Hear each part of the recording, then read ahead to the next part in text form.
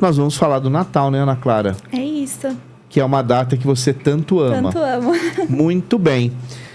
Como que vocês começam esse programa? Eu pensaria, Marcelo, que é uma coisa que, de certa forma, até me incomoda um pouco. Todos os feriados, eles têm um significado, eles têm uma simbologia, que nem sempre as pessoas atribuem aquele feriado à verdadeira simbologia dele.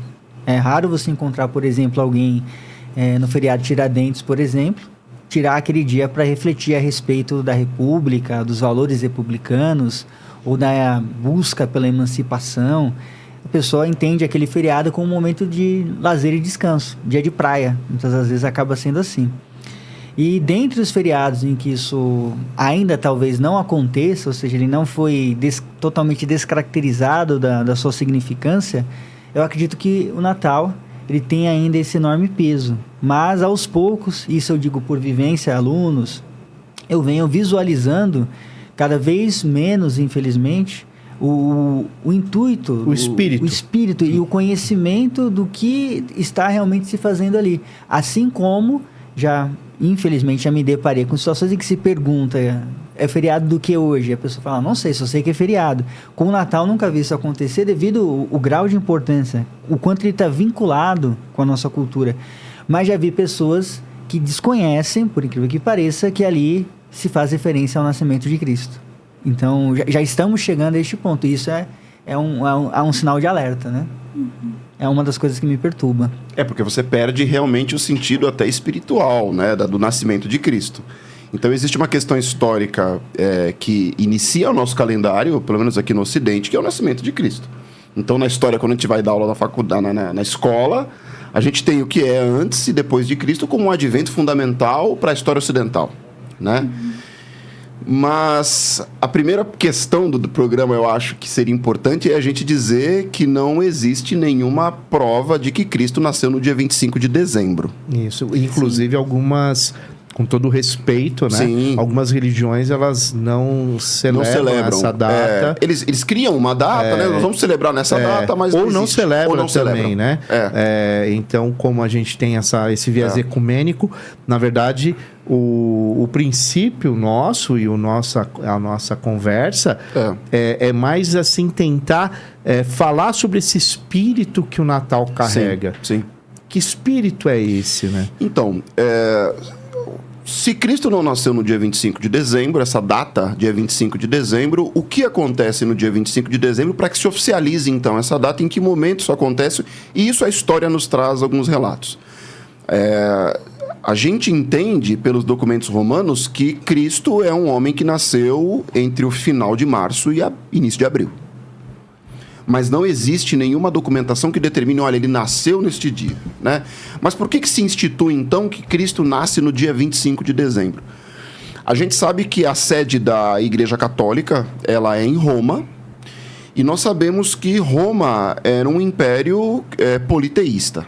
Então, eles acreditavam em Deus da natureza e comungavam nesse período a chegada do inverno. Lembrando que a gente está no hemisfério norte.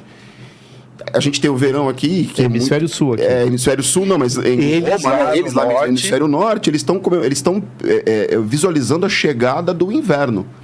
Então, dias mais curtos, menos quantidade de sol, menos agricultura, menos alimento, e é muito frio, né? Não é o nosso frio aqui do inverno, mas é um frio muito mais rigoroso. O solstício de inverno trazia, então, um temor de menor quantidade de alimentação e assim por diante. Então, eles celebravam no solstício um ritual chamado de Sol Invictus, ou seja, o sol que não pode morrer. Então, aquela pequena quantidade de sol, ela tem que existir. E no dia 25 de dezembro é celebrado um ritual chamado de Saturnália. E você sabe, Ana Clara, eu sei que ela é fascinada em mitologia grega, Saturno é Cronos, né? Então, os gregos, né, eles tomam lá Saturno e é Cronos. Então, por que eles celebram Cronos, Saturno, no dia 25 de dezembro? Porque se entende que Cronos é o senhor do tempo. E como senhor do tempo, eu devo agradar a ele, porque eu agradando ele, ele me dará mais tempo de sol. Então, quer mais tempo de vida, né? Então, quando a Igreja Católica ela chega, ela se torna de fato o que ela é e o que ela vai ser na Idade Média, a partir do século V, eles vão tomar uma série de simbologias que eles chamavam de pagãs e vão agregar a Igreja Católica até para facilitar a conversão destes. Então, eles entenderam lá no Império Romano que dia 25 de dezembro se celebrava a Saturnália. Então, por que a gente não pega essa data de um Deus muito popular e a gente celebra isso como o nascimento de Cristo, como o sol que nunca morre, como o sol do mundo, aquele que vai manter o sol além da escuridão? E aí passa-se a celebrar no governo de Justiniano e oficializa-se lá no século IV, com o Edito de Milão, 313, que se oficializa o cristianismo e fala assim, olha, o nascimento de Cristo é dia 25 de dezembro. Mas não porque é uma prova do nascimento dele, mas porque é a representação de Cristo como esse sol do mundo, que fazia sentido naquele momento histórico. Fazia sentido naquele momento histórico, sim, né? Aliás, a Igreja Católica fez muito isso, de celebrar... Se apropriar, né? Para aproveitar de deuses pagãos, né? E celebrar muitos dos feriados, né? Você pega, por exemplo, finados, que aliás acho que é um bom programa pra gente fazer aqui. Quer dizer, como é que a Igreja Católica celebra os mortos? Se não existe esse trânsito espiritual no cristiano, para os católicos, não é? Entre o mundo dos vivos e o mundo dos mortos. Então, como é que eu celebro os mortos? Né? É um rito pagão também. Então, o Natal, ele tem essa origem para a Igreja Católica relacionada aos romanos, né? Sim. Então, isso é muito, muito complexo, né?